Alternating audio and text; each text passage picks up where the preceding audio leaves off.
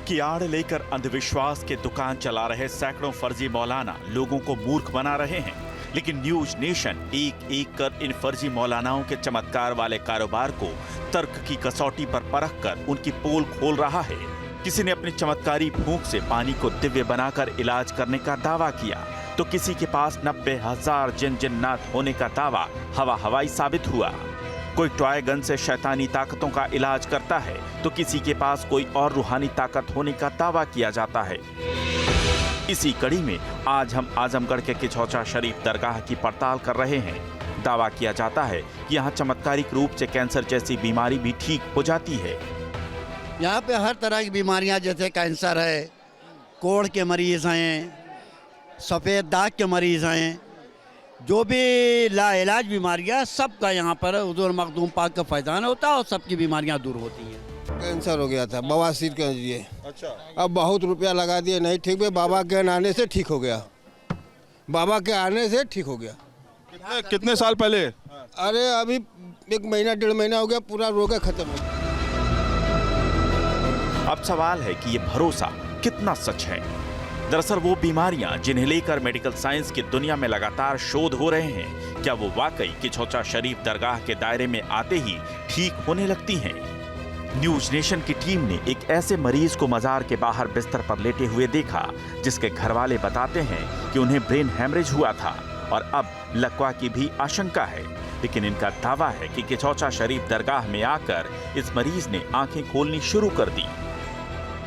यहाँ लेकर के आई हैं, यहाँ पर क्या? इनके में 1.5-2 लाख रुपया लग गया, फिर भी ये अभी तक जैसे ठीक नहीं हुए, दवा कार नहीं कर रही थी, तो इसीलिए हम लोग। यहाँ पे आने से फायदा हुआ है क्या? जी जी। क्या फायदा हुआ? जैसे इनकी आँख बंद थी, अभी खुल रही है। हाँ जी, यहाँ दिखाइए जरा, आँख खुल रही है कि नहीं खुल रही है? ऐसा कह रही है कि दावा किया जा रहा है कि भाई यहाँ पर आने से जो है आँख खुलने लगी है।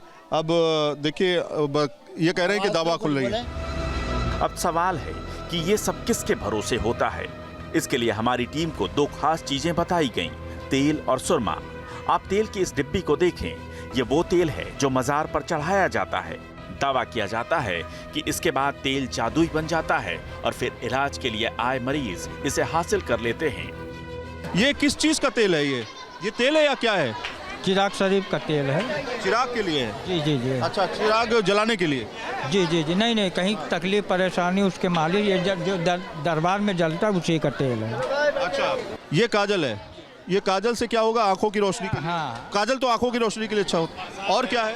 प्रसाद है बाबा की, है ताबीज है। अच्छा, ये ताबीज हो गया।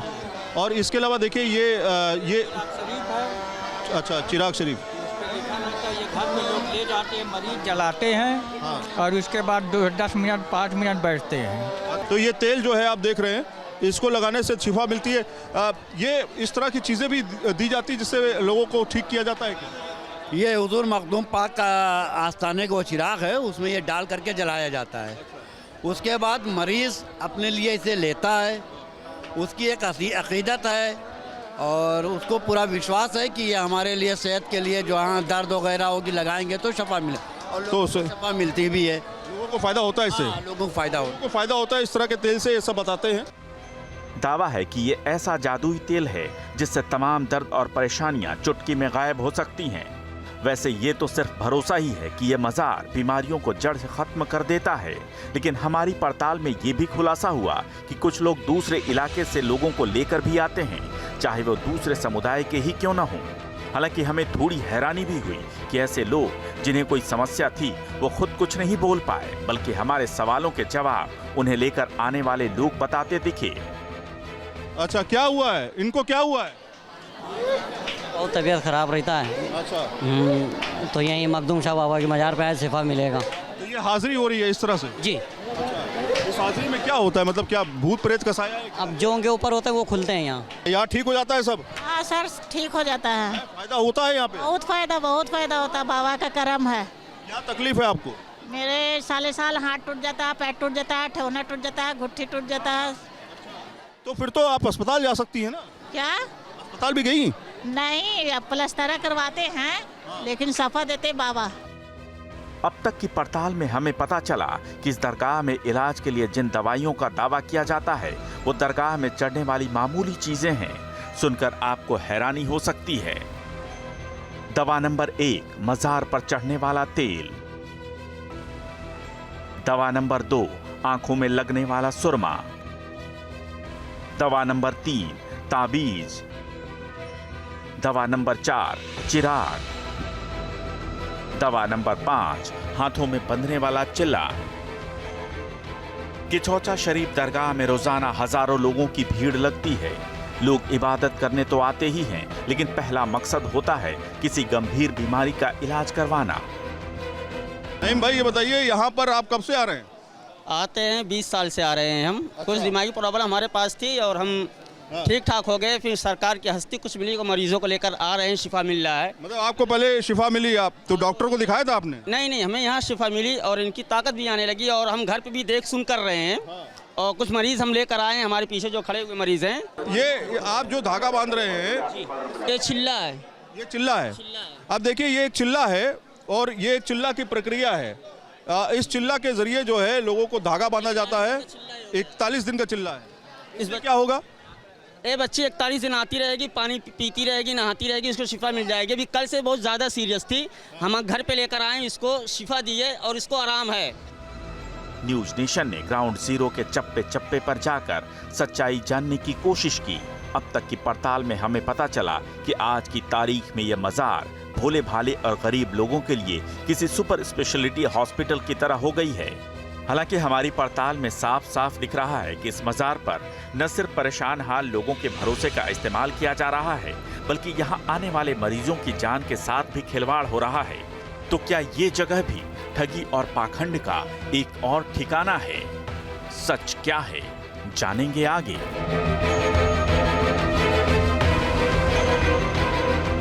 मैं अब एक काम करता हूँ नफीस साहब, कुछ मेहमान और भी हैं जो आपको सुन रहे थे बीच में, वो आपसे बात करना चाह रहे थे, लेकिन मैंने रोक दिया। मैंने कहा कि पहले मैं नफीस साहब से खुद बात कर लूँगा, उसके बाद आपकी बात कराता हूँ। तो मैं ज़रा मेहमानों से आपको मिलवाता हूँ, एक एक करके नाम उनका पुकार रहा हूँ। शबनम खान जी हैं, ये सामाजिक कार्यकर्ता हैं। सलीम वास्तिक साहब हैं, पहले ये इस्लाम को फॉलो करते थे, लेकिन अब इन्होंने इस्लाम को अपने से दूर कर दिया, इस्लाम से दूर हो गए और अपने आप को यह बताते हैं एक्स मुस्लिम। और पंडित अजय गौतम साहब हैं, हिंदू धर्म गुरु हैं। अब चूंकि हर धर्म के लोग वहाँ पहुँचते हैं, हिंदू धर्म के पुरुष महिलाओं को देखा तो अजय जी ने कहा कि मैं भी इस पर बात करना चाहता हूँ। मैं शुरुआत सबसे पहले शबनम जी से कर रहा हूँ, क्योंकि शबनम जी बहुत नाराज़ हो रही थी। अब इनकी नाराज़गी की क्या वजह है, नफीस साहब अगली आवाज़ आप उनकी सुनेंगे, उनके प्रश्नों का आप उत्तर दीजिएगा। शबनम जी, अस्सलाम वालेकुम। क्यों नाराज़ हो रही थी? अस्सलाम वालेकुम नफीस जी,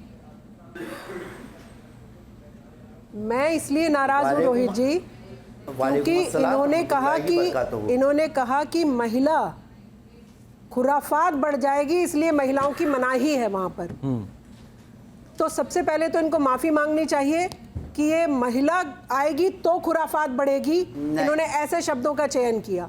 माफ़ी मांगनी चाहिए आपको। और आप, अगर मैं आपसे एक खराब शब्द रोहित जी माफ़ी के साथ कह रही हूँ, मैं आपकी मदर का नाम पूछने से पहले अगर आपको कहूँ वो कौन सी खुराफाती महिला के आप बेटे हैं, तो आपको अच्छा लगेगा?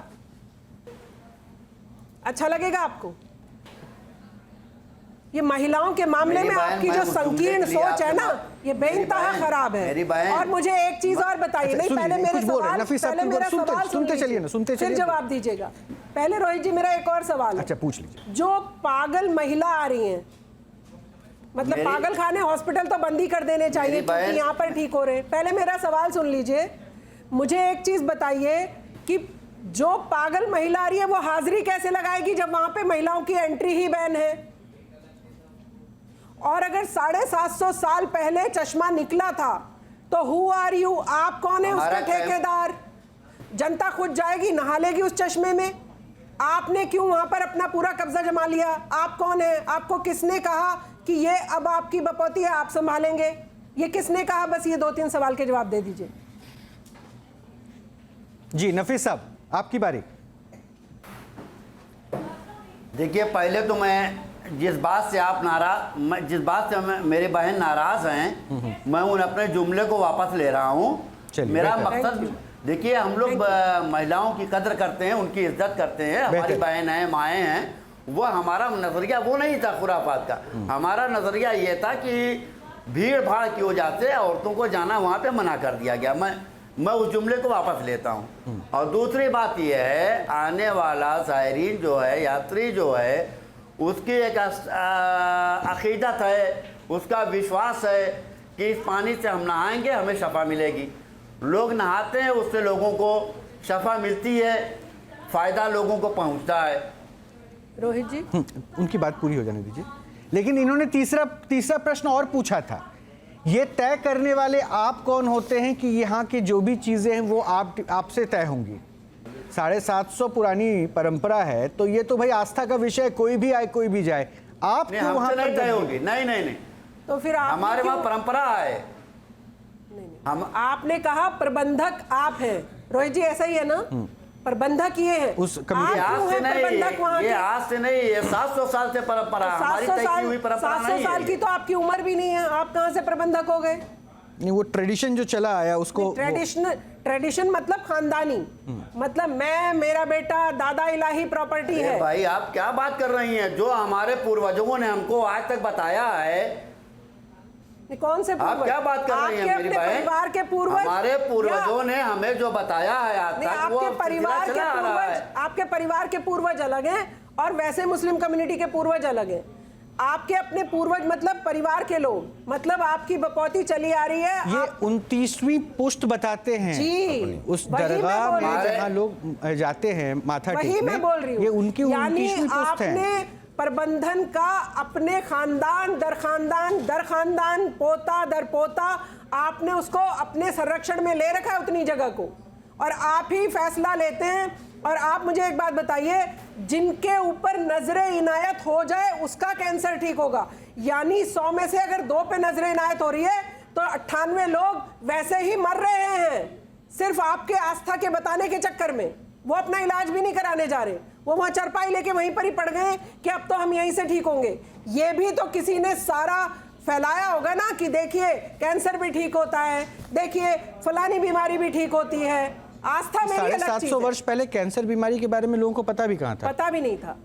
आज चलिए, ये तो इन्होंने ही फैलाया ना, जो प्रबंधक मतलब हैं, जो प्रबंधन कमेटी में, वही तो बताएगा ना। अब ये बीमारी भी इसमें शामिल हो चुकी है, वही जनता को बहलाते, हो सकता है कोविड भी उसमें शामिल हो गया हो 2020-21 में, तुम्हारा उद्धार हो जाएगा। तो भाई ये चश्मा आपकी बपौती नहीं है भाई। अब जवाब लेते हैं शबनम जी, जवाब। नफीस साहब को भी सुनना जरूरी है। नफीस साहब, आपकी बहन थोड़ी खफा है, जवाब दे दीजिए। जी नहीं, देखिए ये हम लोगों ने नहीं चलाया है, ये आने वाला यात्री, आने वाला ज़ायरीन, आने वाला मेहमान, वो खुद कहता है कि हमें फ़ायदा पहुंचा, हमें फला बीमारी थी, हम यहाँ आए हमें फ़ायदा हुआ, हमें कोढ़ था, हम यहाँ आए बाबा के पानी से स्नान हमने किया, हमें फ़ायदा पहुंचा। उससे हम लोगों का क्या लेना देना है? आने वाला यात्री, मेहमान, ज़ायरीन वो खुद बताता है कि यहाँ आए हैं, नहाने से हमें फ़ायदा पहुंचा है, पानी पीने से हमें फ़ायदा पहुंचा है। ये तो आने वाला ज़ायरीन बताता है। नहीं, प्रबंधक साल में यहाँ करोड़ों की तादाद में लोग आते हैं, क्या हम लोग सबसे ज्यादा मिलते हैं? 29 पुश्त क्यों चली आ रही है, मैं आपसे ये पूछ रही हूँ। नहीं, आप मेरी बहन, आप गलत जुमले का इस्तेमाल कर रही हैं। मैं गलत जुमले का इस्तेमाल कर रही हूँ? आप महिलाओं को कह रहे हैं खुराफात बढ़ती है, माफी मांग लिया उसके लिए उन्होंने अपने शब्द वापस ले लिए, क्षमा मांग ली, तो मैंने माफ कर दिया उन्हें। बिल्कुल मैं ये नहीं कह रहा हूँ। आपकी 29वीं पुश्त क्यों चली आ रही है? ये प्रबंधन मेरा कहने का नजरिया यह नहीं था कि औरतें खुराफात, मैं भी एक औरत के जिस्म से मैंने जन्म लिया है, तो बस यही माना करिए। चलिए मैं अगले पहलू पे बढ़ता हूँ। शबनम जी, थोड़ा सा मैं आगे बढ़ता हूँ। अच्छा, सलीम वास्तिक साहब, आपने चूंकि इस्लाम छोड़ दिया, लेकिन इस्लाम को तो जानते होंगे, कुरान शरीफ पढ़ा आपने, सब कुछ आयतें तो अभी भी आपको याद ही है। हाँ जी, मुझे 2-4 प्रश्न का जवाब दे देंगे, उसके बाद मैं आपकी नफीस साहब से बात कराऊंगा। मैं पूछूं? जी पूछूं? हाँ जी बिल्कुल। अच्छा, हमारे देश के बाहर भी ऐसी मज़ारों की ट्रेडिशन है या नहीं है? मतलब विश्व में हर जगह ऐसा ट्रेडिशन है या भारत में? नहीं, कहीं भी नहीं है। सऊदी अरब सबसे बड़ा इस्लामिक देश है, वहाँ पे एक भी मज़ार नहीं है। क्यों नहीं है? क्योंकि है ही नहीं इस्लाम। सारे भारत में आ गए, इस्लाम के अंदर नहीं। ये भारत के अंदर ही, भारत के ही लोगों ने इस तरह की मूर्खता फैलाई हुई है, धंधा बनाया हुआ है इसको। नहीं, भारत एक पाक भूमि है, तो हो सकता है कि जितने पीर प्रस्ती थे वो भारत में ही आकर उन्होंने अपने शरीर को त्यागा हो, ऐसा भी तो संभव है ना? नहीं, मैं क्योंकि अभी आपने जो उदाहरण दिया कि जहाँ से शुरुआत हुई इस धर्म की वहाँ नहीं है, हाँ जी, वहाँ पे फिर इलाज कैसे होता है? वहाँ नहीं है, और भी बहुत कंट्री है, मुस्लिम कंट्री, एक भी वहाँ भी मजार नहीं कहीं है, पे नहीं है। तो वहाँ इंडिया- इलाज कैसे होता है? अगर वहाँ मजार नहीं है तो इलाज कैसे होता है? वो डॉक्टर्स वगैरह मेडिकल साइंस तो वो तो बच नहीं पाते होंगे फिर। नहीं, वो ही बच पाते हैं, ये मजारों पे जाने वाले कहाँ बचते हैं? अच्छा, सारे अब चूंकि आपने इस्लाम को फॉलो किया था, तो जी। इस्लाम में ये मजार पे दुआ करना, इबादत करना सब अलाउ है कि नहीं जी, नहीं क्यों ये नहीं? मुशरिकीन में आ जाता है। जो अच्छा, इसको आदमी मुशरिकीन जो आपने शब्द बोला, इसको थोड़ा सा हिंदी में समझाइए ना। क्यों मुशरिक उसको बोलते हैं जो अल्लाह के अलावा किसी और चीज या शय या इंसान या कोई पानी या हवा उसके ऊपर यकीन कर जाए कि ये मेरे को फायदा दे देगी, उसको मुशरिक बोलते हैं। अच्छा, उसको मुशरिक बोलते हैं। जी, तो यानी जो मजार को भी अगर पूज रहा है, मजार से भी वो दुआ मुशरिक कर- है, वो मुसलमान नहीं है, इस्लाम से बाहर है। नहीं, मैं ये बहुत बड़ा आप मतलब पॉइंट मुझे बता रहे हैं, मतलब वो मुसलमान है ही नहीं। जी, करेक्ट। नहीं, हिंदू तो कहीं भी जा रहा है ना, नहीं, हिंदू हाँ, तो वो तो मजार भी हिंदू जा तो रहा है ही खैर। हाँ, वो तो खैर बहुत सेक्युलर होते हैं, वो तो धर्मनिरपेक्ष सोच के साथ कहीं भी जाए, उनकी आस्था है, उसमें जी। कोई प्रश्न होना भी नहीं चाहिए। लेकिन मुसलमानों में चूंकि एक खास नियमावली है, इसलिए मैं पूछ रहा था अपनी जानकारी के लिए। जी। मतलब जो मजार जा रहे हैं, मजार में दुआ कर रहे हैं, और ये माना जाता है शायद कि मजार में इसलिए दुआ नहीं करनी चाहिए क्योंकि उनको डिस्टर्ब नहीं करना है, यही तो कहा जाता है ना उनको, क्योंकि वो अल्लाह के पास हैं और अल्लाह से सीधा मांगी। और लेकिन मजार की फिलॉसफी मैंने अलग पढ़ी, ये बताया गया कि अगर आप मजार में दुआ कर रहे हैं तो अल्लाह तक आपका message through messenger of God पहुंचेगा और वो ज़्यादा तेज़ी से पहुंचेगा। क्या ऐसा होता है? नहीं नहीं, ऐसा बिल्कुल भी नहीं है सर। ये वाकई में इस्लाम के अंदर कई सूरे हैं जिनके अंदर में बिल्कुल मुखालफत बताई गई है, और मुशरिक उसको ही कहा गया है। मुशरिक कहा जाता है जो मुसलमान नहीं है, जो नहीं, मतलब जो अल्लाह के अलावा किसी भी चीज अच्छा। पे यकीन कर ले, दवाई पे भी यकीन कर लिया ना, तब भी मुशरिक है। यानी अल्लाह के अलावा कोई और अगर किसी और को मान रहा है तो वो मुसलमान नहीं है, ये भी क्वेश्चन मार्क उठ जाता है। हाँ जी, मुसलमान ही नहीं है वो। अच्छा, नफीस साहब, कुरान की आयत से बता रहा हूं। नफीस साहब, ये जो कह रहे हैं सलीम साहब, ये सही कह रहे हैं या गलत बता रहे हैं?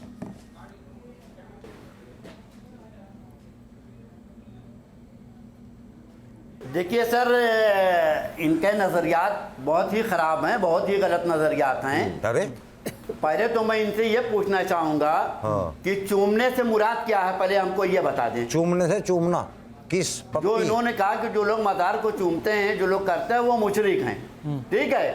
पहले तो मैं इनसे ये पूछना चाहता हूँ, चूमने से क्या मुराद है? बता तो दिया, किस और पप्पी? चूमने से आदमी मुशरिक होता है तो मैं दुनिया में कोई ऐसा मुसलमान नहीं मानता हूँ कि जो चूमता ना हो। अरे चूमने को थोड़ा ही मुशरिक बोल रहे हैं, उसके ऊपर यकीन बनाने को मुशरिक बोल रहे हैं। आप अपना यकीन बनवा रहे हो काजल के ऊपर, पानी के ऊपर, नहाने के ऊपर, आप उस पे यकीन बनवा रहे हो, मजार के ऊपर आप उसको यकीन बना रहे हो, तो वो मुशरिक है। आप खुद मुशरिक हो, आप तो मुसलमान हो ही नहीं। मैं साबित कर दूंगा गारंटी से, 2 मिनट के अंदर आपको मुसलमान से खारिज कर दूंगा मैं। बड़े हार्ड वर्ड लेते हो। नहीं, मैं सही ले रहा हूँ सर, मैं कुरान से ही साबित करूंगा, अपनी तरफ से नहीं कोई बकलोली मारूंगा, कुरान से साबित। आप कौन से महकमे से हैं?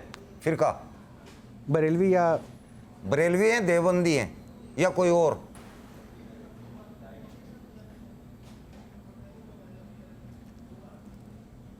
नफीस साहब, आपसे सबसे पहले मैं आपको बताऊं, मैं मुसलमान हूँ। अरे मुसलमान कौन से हैं? 73 फिरके हैं मुसलमानों के अंदर, अब तो ज़्यादा हो गए, पहले 73 थे। आप कौन से फिरके से हैं? मैं अल्हम्दुलिल्लाह अल्हम्दुलिल्लाह के मायने क्या है? चलो, अल्हम्दुलिल्लाह के मायने क्या है? आप बार बार कभी कुछ कभी कोई पूछ में क्या रहा हूँ, आप बता कुछ भी नहीं। आप फिरके से कौन से? आप देवबंदी हैं, बरेलवी हैं, कौन से फिरके से आते हैं? अल्हम्दुलिल्लाह। फिर अल्हम्दुलिल्लाह क्या मायने है अल्हम्दुलिल्लाह के? तर्जुमा क्या है अल्हम्दुलिल्लाह का? वो चीज बोल लो ना जिसका आपको पता है। आपको पता ही नहीं है, आप मैं समझ गया आप किस फिरके से ताल्लुक रखते हैं। मैं किसी फिरके से नहीं हूँ, मैं इस्लाम को मानता नहीं हूँ, लेकिन मैं इस्लाम को समझ गया हूँ, मैं इस्लाम को झूठ में फिरके से आप ताल्लुक रखते हैं। मैं इस्लाम के ऊपर वो सवाल उठाता हूँ जो जायज हैं और जो उसके अंदर लिखे हुए हैं। और आप लोग इस्लाम को नाहक बदनाम करते हैं, जो चीज इस्लाम के अंदर है ही नहीं वो आप करते हैं। अब बताइए आप क्या पूछ रहे थे? जवाब तो आपने दिया नहीं मेरी बात का। अब आप बताइए आप क्या पूछ रहे थे? आप ये बताइए सूरे मैं आपसे जो पूछ रहा हूँ आपको बताइए। अच्छा बताइए। सूरे फातिहा क्या है? अलहम्दु शरीफ। अब आप इसके मायने बता दें मुझे सूरे फातिहा के। मैं पढ़ के भी सुना देता हूँ। अल्हम्दुलिल्लाह रब्बिल आलमीन मालिकी यौमिद्दीन मैं आपसे बात ही नहीं करना चाहता। मायने बताओ इसके। मैंने तो आपने जो सवाल पूछा मैंने बता दिया। सलीम जी देखिए सलीम जी एक सेकंड नफीस साहब अभी अरे बिल्कुल नहीं, मैं इसके लिए नफीस साहब क्यों नाराज हो रहे हैं, क्यों गुस्से में आ रहे हैं नफीस साहब? मैंने क्या कहना है कि देखिए मैं सुन्नी देवबंदी शिया मसले पे मैं कोई बात नहीं आपसे करूंगा। अरे आप जिनसे जिस मसले पे बात करना चाहते हैं आप उस मसले पे कीजिएगा, लेकिन उनके कुछ मुसलमान को ना बांटिए। लेकिन उनके जो प्रश्न हैं उन प्रश्नों का जवाब देने की कोशिश कीजिएगा। मैं इनको जरा समझाता हूँ सलीम साहब, ये जीके का क्वेश्चन एग्जामिनेशन थोड़ी ना चल रहा है कि आप जीके का सवाल मैं बिल्कुल नहीं दूंगा। मैं समझ अच्छा मेरे प्रश्न का जवाब दीजिए। आप इनसे खफा इस मसलक को मानने वाले मैं समझ गया हूँ इनकी बात। हाँ आप इनसे खफा मत होइए, मेरे प्रश्न का जवाब दीजिए। चलिए मेरे प्रश्न का जवाब दीजिए। नफीस साहब क्या ये जो बोल रहे थे इस्लाम में मज़ार की इबादत नहीं लिखी है, क्या ऐसा है क्या? आप चूंकि इस्लाम को जानते हैं, आपने कहा मैं मुसलमान हूँ, तो क्या ऐसा लिखा है इस्लाम में या नहीं है? इस्लाम में बुत परस्ती नहीं है। बिल्कुल इनकी बात 100% सही है। देखिए ये सही बात 100% मेरी बात सुने, इनकी बात 100% सही है। हम मज़ार को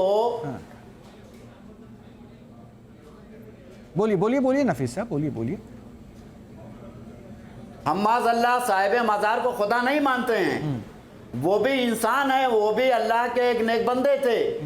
मैं साहिब मज़ार को खुदा नहीं मानता हूँ। माज़अल्लाह खुदा एक है, रब एक हमारा है। मैं उन्हें अल्लाह का दूत मानता हूँ, अल्लाह का भेजा हुआ वली मानता हूँ उनको। मैं आप मानिए ना, मैं कहाँ मना कर रहा हूँ? मैं आपके मानने से कभी मना किया? मैं आपने जो कहा सब माना मैंने, लेकिन मुझे ये बता दीजिए जो आप मान रहे हैं उसको इस्लाम धर्म नहीं मान रहा है, तो फिर उसको मैं कैसे मानूं?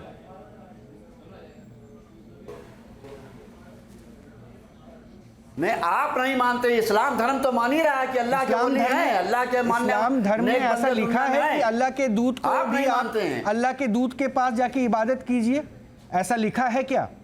इस्लाम धर्म में ऐसा लिखा? मैं तो अज्ञानी हूँ, मैं तो बेवकूफ़ आदमी, मुझे तो समझ ही नहीं आता, मैं तो कह रहा हूँ, मुझे बताइए ना। अरे उनकी इबादत कौन करता है? उनके मज़ार पे जाते हैं लोग, फातिहा पढ़ते हैं, उनसे कहते हैं अल्लाह के आप करीब, अल्लाह के अल्लाह से मेरे लिए दुआ कर दीजिए। शबनम जी एक मिनट डिस्टर्ब नहीं करते। नफीस साहब कुछ अच्छी बातें बता रहे हैं, एक बार सुनते हैं, उसके बाद पूछ लीजिएगा, बात करवा दूंगा आपकी फिर से। नहीं देखिए इबादत किसको कहते हैं? जिसके पास आप सिर झुकाते हैं उसके पास तो इबादत कर रहे हैं। जिसके पास आप परेशानियों को रखते हैं और कहते हैं कि मेरी ये दिक्कत दूर हो जाए, उसको क्या कहते हैं? रिक्वेस्ट करें तो इबादत कर रहे हैं ना। तो कैसे इबादत के फॉर्मूले को आप कैसे बदल सकते हैं अपनी सहूलियत के हिसाब से? क्या नफीस साहब?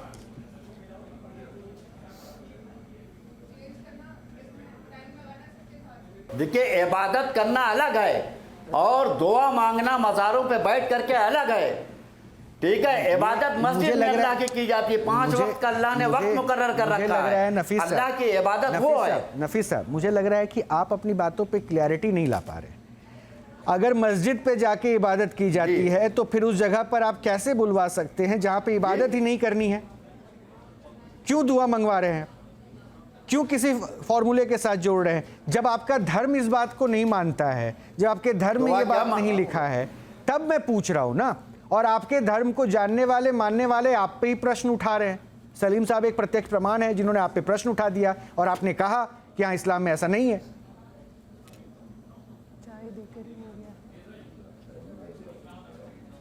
भाई वसीला लगा करके दुआ मांगना कि आप अल्लाह के नेक बंदे हैं, अल्लाह के करीब हैं, आप अल्लाह से हमारे हक में दुआ कर दीजिए।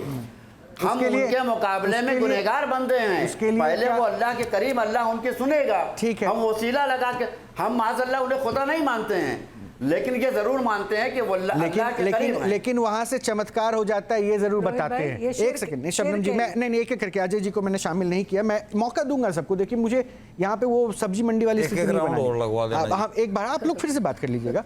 देखिए अब आप क्या कराते नहीं कराते, लोगों को ये बताते हैं तो लोग वहाँ पहुँचते हैं। यहाँ पे आप अपनी अर्जी रखिए, अर्जी पूरी हो जाएगी। और शायद अगर आप में भाव नहीं है, भावना नहीं है, तो अर्जी आप क्यों किसी के पास रखेंगे? उससे कहाँ से पूरी होगी जब आप सीधा ऊपर वाले को जोड़ नहीं सकते, कनेक्ट नहीं कर सकते? तो अजय साहब जी क्या ऐसा हो गया है? ठीक है, धर्म को लेकर कहीं भी एक पाबंदी नहीं होनी चाहिए और मुझे लगता है हर धर्म का सम्मान होना चाहिए, लेकिन उसके बावजूद भी जिस परंपरा को आप देख रहे हैं उस परंपरा से आप थोड़े से मुझे खफा लग रहे हैं, दुखी लग रहे हैं, ऐसा क्यों? नहीं देखिए, मेरा तो पर्सनल देखिए जिस धर्म से मैं आता हूँ, हम लोगों का तो बड़ा स्पष्ट मानना है कि किसी भी कब्र पर जाना ही गुनाह है। आप समझ रहे हैं? हमारे यहाँ हमारे पुरखों ने एक सूत्र कहा, दादू दुनिया बावरी कब्रे पूजे ऊत, जिनको कीड़े खा गए उनसे मांगे पूत। आप समझ रहे हैं? हमारे यहाँ तो बहुत स्पष्ट है कि किसी भी कब्र पर जाना, किसी भी ऐसी जगह जाना और वहाँ कोई भी प्रेयर करना, किसी भी तरीके की प्रार्थना करना, ये सनातन धर्म की परंपराओं के बिल्कुल विरुद्ध है। हमारे यहाँ गीता में लिखा है कि भूतों की, प्रेतों की, पिशाचों की, मरे हुओं की पूजा नहीं होती। पूजा सिर्फ उन्हीं की जा सकती है जिनके यहाँ, जो हमारे यहाँ अलाउड है। 33 कोटि यानी 33 तरह के, जैसे पंच उपासना होती है, 11 रुद्र की उपासना होती है, 10 हमारे विष्णु जी के अवतार हैं उनकी उपासना होती है। इनके अलावा अगर कोई भी हिंदू वो किसी भी मजार पर जाता है, ठीक है, चाहे वो अजमेर शरीफ जाता हो, निजामुद्दीन औलिया जाता हो, या जहाँ के ये इंतजामिया हैं बुजुर्गवार, वहाँ जाता हो, हमारा ये मानना है कि वो सनातन धर्म के बिल्कुल विरुद्ध है और वो सनातन धर्म से एक तरीके से खारिज माना। नहीं, कहीं आप हिंदू मुस्लिम में भेदभाव तो नहीं कर रहे? देखिए, हिंदू और मुस्लिम आस्था उनकी अपनी है ना, जो वहाँ जा रहे हैं उनकी आस्था है। वो कह रहे हैं कि आप हिंदू मुस्लिम में भेदभाव करेंगे। नहीं, हिंदू मुसलमान की बात ही नहीं कह रहा हूँ। मैं कह रहा हूँ मैं जिस धर्म से आता हूँ उसमें मैं दूसरे धर्म को शामिल क्या कर रहा हूँ? इस्लाम आया है 1400 साल पहले, मैं बात कर रहा हूँ सतयुग त्रेता द्वापर की, लाखों साल पहले की। तो लाखों साल पहले की बनी हुई परंपरा को 1400 साल बनी हुई परंपरा से मुझे क्या, कैसे कंपेयर कर सकता हूँ मैं? तो मेरा ऐसा मानना है कि किसी भी तरीके से किसी भी कब्र पर जाकर, देखिए कब्र पर कब्र क्या है, आप एक बात समझिए, हमारे यहाँ जब शमशान पे जाते हैं ना, तो आके कब्र भी तो एक तरीके का शमशान ही है ना। जब हमारे यहाँ शमशान पे कोई भी व्यक्ति जाता है, आके कपड़े बदलेगा, हाथ पैर धोएगा, शुद्धिकरण करेगा, पीली सरसों बखेरेगा, नीम की पत्ती चावेगा, एक वो है, हम तो उसको इतना अपवित्र मानते हैं। ऐसे में जहाँ शमशान को इतना पवित्र माना गया हो, उसको पवित्र दर्जा सनातन धर्म में दिया ही नहीं जा सकता। इसलिए कोई भी जो जाता हो किसी की भी कब्र पे, कोई भी बुजुर्गवार क्यों ना हो, उसकी कब्र पे जाना सनातन धर्म के विरुद्ध है। गीता ने जो उपदेश दिए हैं उनके विरुद्ध है, सनातन धर्म की मर्यादाओं के विरुद्ध है और टोटली अंधविश्वास है। पॉइंट पे आइए ना, आपको आपत्ति किस बात से? मेरे को आपत्ति दोनों, मेरी आपत्ति तो ये है, जो भी हिंदू किसी भी दरगाह पे जाता है, पहली बात तो वो ये है कि वो सनातन धर्म की मर्यादाओं के बुला रहे हैं। नफीस साहब थोड़े ना बुला रहे, वो तो हिंदू बात नफीस साहब के बुलाने की नहीं है। बात ये है कि जब एक माउथ टू माउथ पब्लिसिटी होती है, जब आप एक किसी चीज का प्रचार भ्रामक तौर पे करते हैं, जिसे कहते हैं मिसलीडिंग एडवर्टाइजमेंट, आप समझ रहे हैं, टीवी पे भी एडवर्टाइज दी जाती है तो उसकी भी गाइडलाइंस हैं, लेकिन समाज में जो एडवर्टाइजमेंट दी जाती है उसकी कोई गाइडलाइन नहीं है। देखिए, वो जो बुजुर्गवार बैठे हैं, ये किसको मानते हैं किसको नहीं, उनका अपना अकीदा है, मैं उसको चैलेंज नहीं करूंगा, लेकिन मैं ये मानूंगा कि हिंदू धर्म से अगर कोई जाता है तो वो निश्चित तौर पे गुनाह कर रहा है, निश्चित तौर पे पाप कर रहा है। और जिसकी एक चीज और मैं साथ में सर 10 से एक चीज और जोड़ दूं, अगर किसी सनातनी की, किसी भी हिंदू धर्म के मानने वाले की मनोकामना माँ दुर्गा, भगवान राम और हनुमान जी पूरा नहीं कर सकते, तो कब्र में पड़ा हुआ मुर्दा भी पूरा नहीं कर सकता, मैं गारंटी से कहता हूँ। नहीं, आप बार बार कब्र में पड़ा हुआ मुर्दा बोल रहे हैं, मतलब आप कंपेयर वहाँ पे आप कर रहे हैं ना, वो थोड़ा सा हिटलाइन हो सकती है नफीस साहब की। नफीस साहब कुछ प्रतिक्रिया देना चाहेंगे पंडित अजय गौतम जी के बातों की के उपरांत? देखिए, ये इन्होंने जो कहा मैं बड़े गौर से मैं सुन रहा था। इन्होंने अपने धर्म सनातन धर्म के बारे में बताया, मैं उस पर कोई टिप्पणी नहीं करना चाहता हूँ, लेकिन हमारे धर्म में कुरान में आया है कि जो अल्लाह की राह में शहीद हुए हैं, अल्लाह की राह में अपने को उन्होंने फना कर दिया हो, उन्हें खबरदार तुम उन्हें मुर्दा न कहो, वो जिंदा है और अपनी कब्रों में आराम कर रहे हैं। पहली बात, मैं कुरान को फॉलो करने वाला हूं, मैं मुसलमान हूं, मैं कुरान को फॉलो करता हूं, कुरान ने जो हमें बताया हम उसे फॉलो करेंगे। तो जितने भी तकरीबन 1 लाख कमोबेश अंबिया अलैहिस्सलाम आए हैं, जो भी इस तरह के लोग आए वो अपनी कब्रों में आराम कर रहे हैं, उन्हें मौत नहीं आई है। हमारा अकीदा है और ईमान हमारा ये है। नफीस साहब एक प्रश्न अब रात बाद जब वो अपनी कब्रों में नहीं एक प्रश्न है मेरा, एक प्रश्न है, बीच में रोक रहा हूँ, आप अपनी बात पूरी। ये जो अभी आपने बताया कोट करते हुए, ये प्रश्न है कि ये किस आयत में लिखा है, जरा उसको कोट कर सकते हैं? किस आयत को आपने अभी बताया, हिंदी में जो समझाया, वो कुरान शरीफ के किस आयत में लिखा है, वो आयत बता सकते हैं? फंस गया भाई। हाँ मैं आज बता सकता हूँ, लेकिन मैं इस वक्त पान खाया हूँ, मैं वजू मैंने नहीं किया है, अरे गुरु, इसलिए मैं उसे पढ़ना मुनासिब, मैं आपको मोबाइल पे लिख के भेज दूंगा। लेकिन अभी तो आपने बताया ना, उसी को तो समझाया ना। अभी तो बोली थी, इससे पहले आयत हबीबुल्लाह कुछ करके बोल तो रहे थे। इसके लिए वजू की क्या जरूरत है? हमने आयत नहीं पढ़ी है, हमने उसका तर्जुमा बताया। इसके लिए वजू की क्या जरूरत है? अच्छा सलीम साहब, मेरा प्रश्न आपसे है, ये कहीं लिखा है आपको? नहीं, इन्होंने जो कहा कि वो अपने कब्र में आराम फरमा रहे, ये किस आयत में? ये फजाइल अमाल है, एक किताब है फजाइल अमाल नाम की। क्या होता है ये? इस्लामिक किताब है जो मस्जिदों में सुनाते हैं सुबह सुबह की नमाज में। इसका कुरान शरीफ से कहाँ लेना देना? नहीं, कुरान शरीफ से नहीं कोई भी लेना देना, नहीं लेना, ये इन्होंने अपना आप ही कह दिया। आयत का किया ना, मैं इसलिए पूछ रहा था।